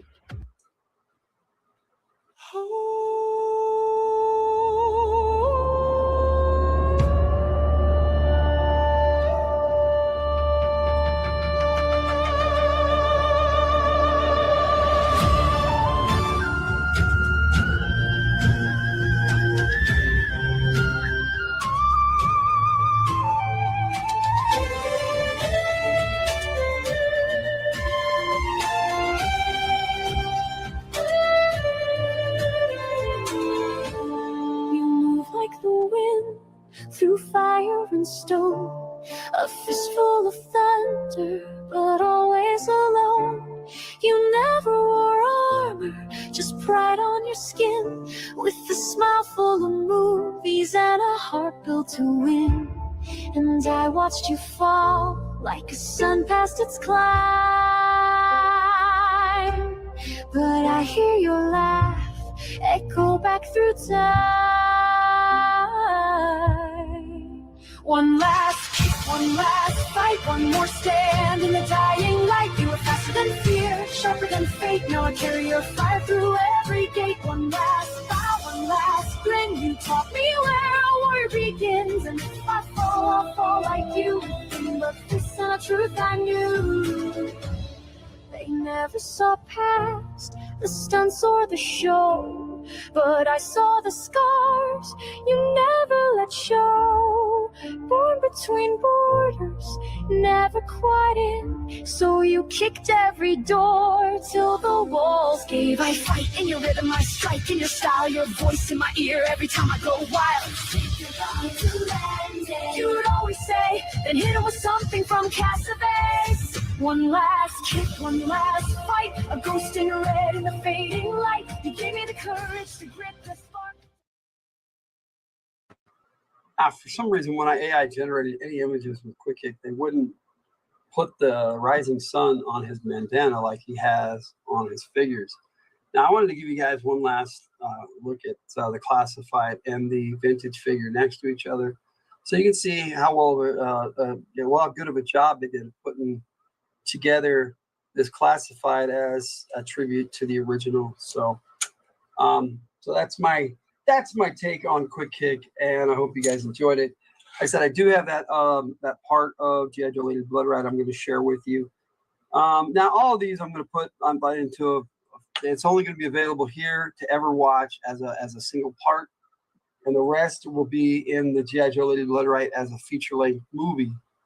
But not like I said, now this is the raw footage. I wouldn't consider it complete. I mean, I've got all the sound effects and all the music and everything, but I may go through and clean up. Like there's a scene at the end that I may or may not keep in it because it's also in the next scene, but it fits the way it for both scenes separately. It fits, but putting it together into one movie, I may have to take one or the other out. And it won't matter how long or how short it is when it's all together in one movie. So, but for the purposes of tonight's episode, I will play that, and then I'll come back and I'll talk a little bit about it. And if you have any questions, I will answer questions. But I need to play this first so you guys get an idea of exactly kind of what's going on in this type of filming. Hilt fan play motion. You will see hands. Figures are plastic, but the voices are real. It's from the Hilt. Let's play. And what's kind of funny is a lot of the voices are not real; they are AI. But yeah, some of the voices are real. I should edit that now that I think about it. But all right, let's play this and see what you guys think. Like I said, it's really short today. This particular part of G.I. Joe Lady Blood Ride. This is Act 1, Scene 3. Get down to the movie clips, and this is One Last Kick. That's not what I wanted. That. Get this off the screen. And we'll watch this like Say Jinx, you alright? So, just to recap, we're not supposed to kill them, but they're allowed to kill us. Sounds like a Schwarzenegger sequel. Exactly. And no swords. Hawk's orders. Oh great. So it's bare fists versus boutique ninjas. And what's that in your hand? It's a katana. So that's how it is. Totally fair. Welcome to the Ninja Adjacent Club. Excuse me, but I'm like martial arts royalty. You're the one who cheats with smoke bombs. Tell that to the bruises you got the last time we sparred. Emotional bruises. Like that time I watched Old Yeller. Showtime suckers. Yippee-ki-yay. Mother discount ninjas. Focus.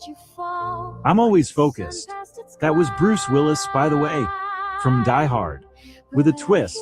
Like I haven't seen Die Hard. Go back to time. One last fight, one more Wax on. stand in the dying Nap off. light. You were faster You know than that we're fear, supposed to be sharper than fate. de-escalating this situation, right? Every gate, one last I'm trying. I haven't even broken anyone's femur yet. They're bailing. One left, though. Kicks are prettier. The stunts or the show, but I saw the scars you never let show.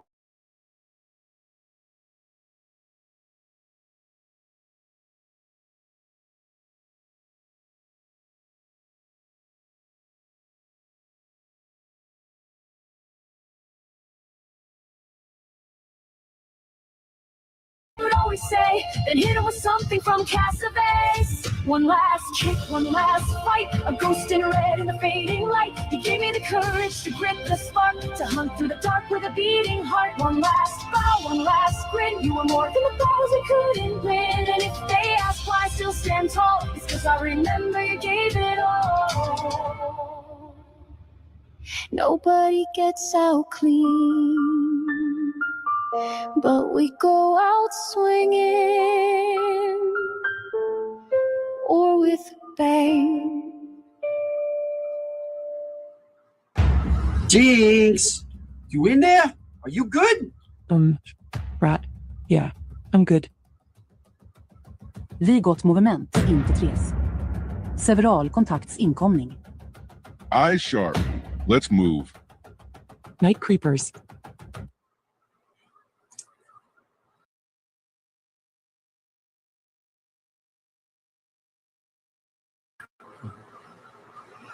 There's Act 1, Scene.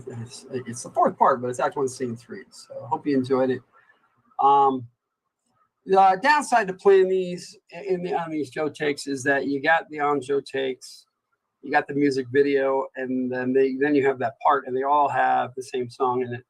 But it's a good song, but you get to hear it 3 times in one episode. But you know, you can see the context of everything. And if you have any questions about what I'm doing when putting those movies together, or you know, I'm really just playing with my toys. But you know, sometimes I get the help of my family, and I would like to have a real voice actors to do both those characters. But I haven't had any takers on those ones yet. I do have someone who's going to be doing CoverGirl's voice. I have a voice actor for Copperhead.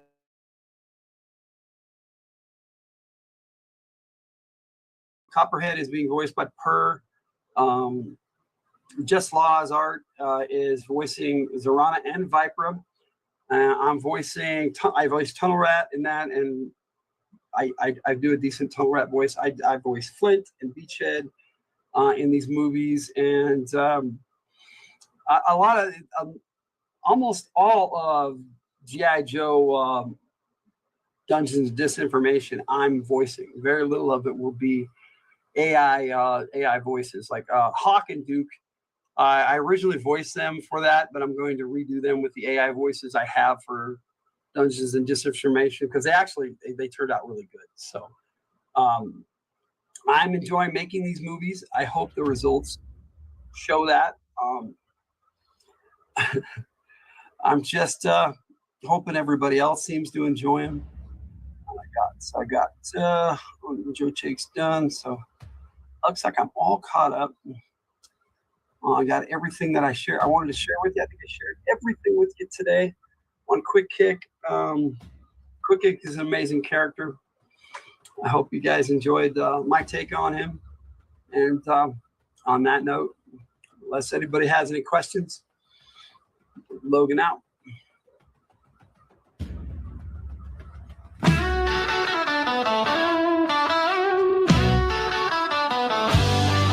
Logan's room full of Joe Take dreams. Yeah, I'm just gonna stop it there. I'll play the outro as I leave tonight. I got a little kitten on my chest here, so I'm having a hard time typing. But that's okay. Let me load that up so I don't forget like I did last time. Yeah, what I had forgotten to talk about in that Quick Kick episode was the chocolate bar. I did talk about it a little bit. How he interacted with Alpine Bazooka with it. That's why he met them, because he was up in the frozen north there, filming a frozen fudgy bars commercial.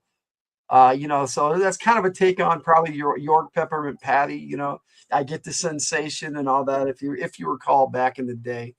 So that's what that was about. Yeah, and it came with a little toy chocolate bar. And I was going to break out my Quick Kick, but it's like over there in my mess, and I haven't really cleaned up in a while. And that was a Jake that you saw behind me. I've been here the whole time. I Yeah. was on camera the second you turned it on. Yeah, well, yeah, I know. What do you think about me doing movie review live streams? I'm asking because I wouldn't want to copy anything you're doing or be a competitor. Just do what makes you feel right. If you want to talk about movies, talk about movies. You want to join us and talk about movies, join us, talk about movies, and talk about movies on your channel. It's all good. I mean, your take on a movie is going to be different than our take on movies, So just, do what makes you feel right. And if you do it at the same time, I don't care.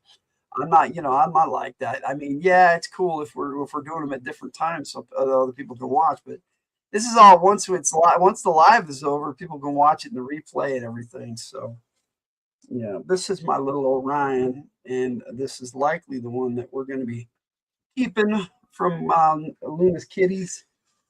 And he's got this really, I don't know if you can see it, but he's got this really distinct pattern on his fur where there's like a circle with a little dot in the middle. It's kind of cool.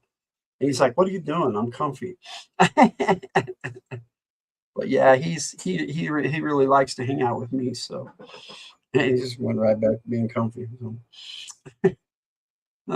So yeah, I hope you enjoyed my takes on Shadow Tracker and Quick Kick. I did want to share one other thing with you tonight. On our military action game this previous Monday, we had the event that happened where the heroes, the characters, the players took down this beast from the G.I. Joe cartoon that I ended up calling Bio Viper Zero. It was just called Bio Monster in the original cartoon, so it made sense that it became Bio Viper. Wouldn't it do the same time? Wouldn't do it at the same time. I'd probably be doing all the old classic horror movies I've seen. That'd be cool, Jess, because we don't do those, And even if you did one of the same movies we've done, so what? If you love a movie, talk about it. Do your thing. Yeah, in MAG, what happened was they killed this thing, and Victor Gibson in the chat requested that. So I am live right now. So just so you know, Cool Gamer, I am live now. I did play a couple of videos, but I am live now. But yeah, and so what Victor Gibson did was he requested that I make a song off this about this monster that Jess Laws rendered so nicely. So Jess, you know what I'm talking about. But I ended up making this song, and it's called they call the creature Octobra, so that's the name of the song, and I'm gonna play it for you. And after that, I'll talk a little bit and then say goodnight, because we've been on almost 2 hours. So here is Octobra by the Fridays FDH Players. Hold fast, don't drift. Hold fast, don't drift. Hold fast, don't drift. It sees. Boots on tile, no sound but breath. Power's on, but the place feels dead. Something's wrong, don't say it yet.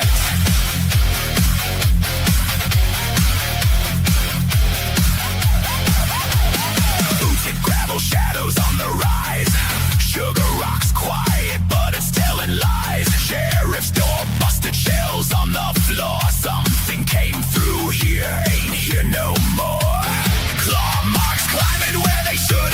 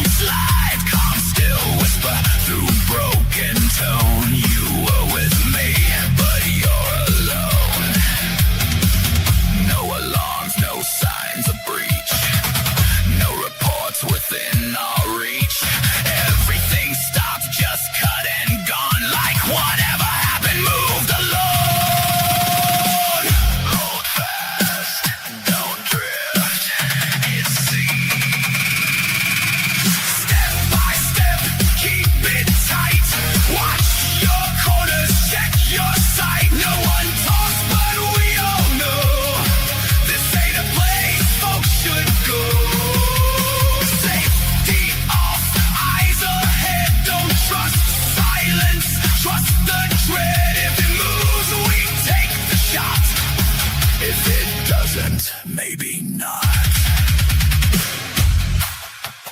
Bio-Viper Zero.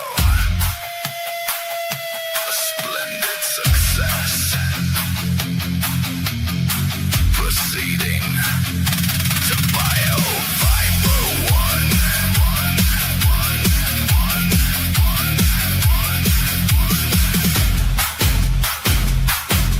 MB.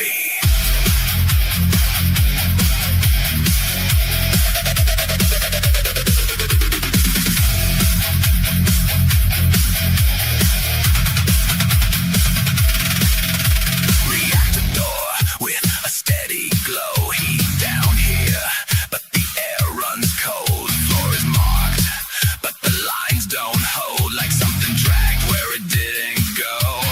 Too many tracks, but they ain't the same. Nothing here moves like anything named. You feel it first before you see something alive where it shouldn't be. Hold fast, don't drift. It's sea. Hold your ground, don't break line. We've come too far, we're out of time. Call it in, but keep it clean. Say exactly what you've seen. 8 arms strike from black below. Teeth where no teeth should ever grow. Now we know what hunts this place. October.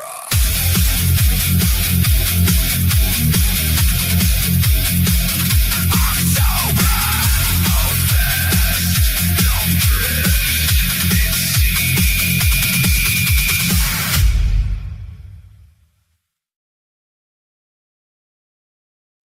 October, Friday's FTH players. As promised, hopefully Per and Victor will get a chance to see it. They were there for that. Christopher Works, I think, was too. I know the Tiger was, and she was in the game, and Red Power. So, and we had we had a lot of fun in that game. So, this Friday we got coming up. We got Fridays from the Hill. We're going to be talking Top Gun. So it's the poll winner for April. Kicking off Action Month. We got some good movies we'll be talking about this month. Rush Hour, and then the Thor triple feature, the third Friday of the month.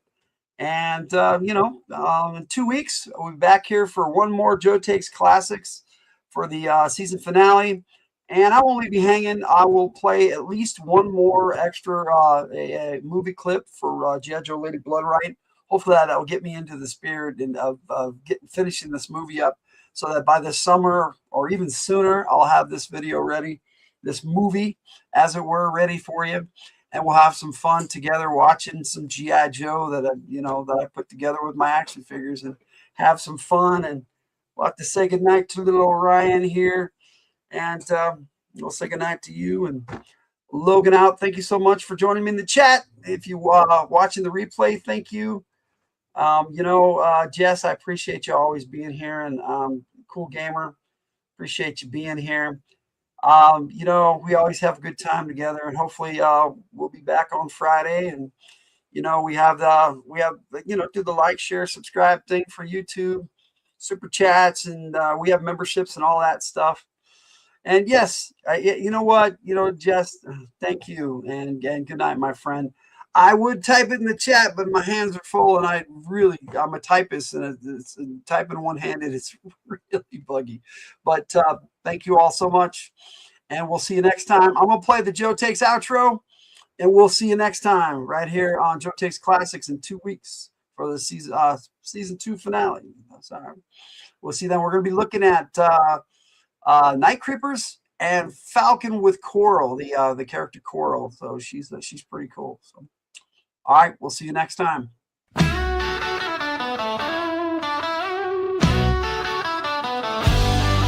Logan's room full of Joe Take dreams.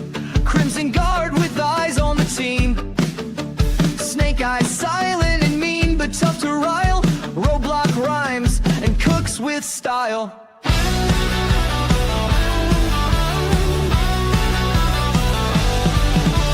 Juke as the first shirt, making with a plan. Cobra Commander schemes with his clan. Scarlet Sharp hits hard, flips fast. Destro's armor gleams from the past. Logan's G.I. Joe takes fierce and honest view. Red versus blue, it's up to you. Stay a while and listen for the consumerism. Logan's G.I. Joe's takes given with enthusiasm.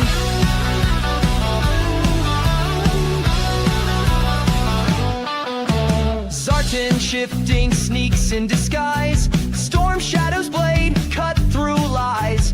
Baron is cold with her deadly aim. Shipwreck laughs, wins the game. Doc's healing hand in the fray. Flint's shotgun clears the way. Major Blood's battle cry echoes near. General Hawk leads, we cheer. From the hilt on YouTube, tune in for a day. Joe Takes to help you with your play. Let's put these characters to the test. Logan's the G.I. Joe gamer, plays it best. Yo, Joe, Cobra, let's go.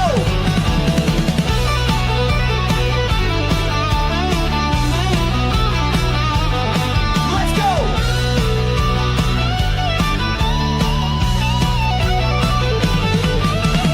Logan's G.I. Joe takes fierce and honest view. Red versus blue, it's up to you.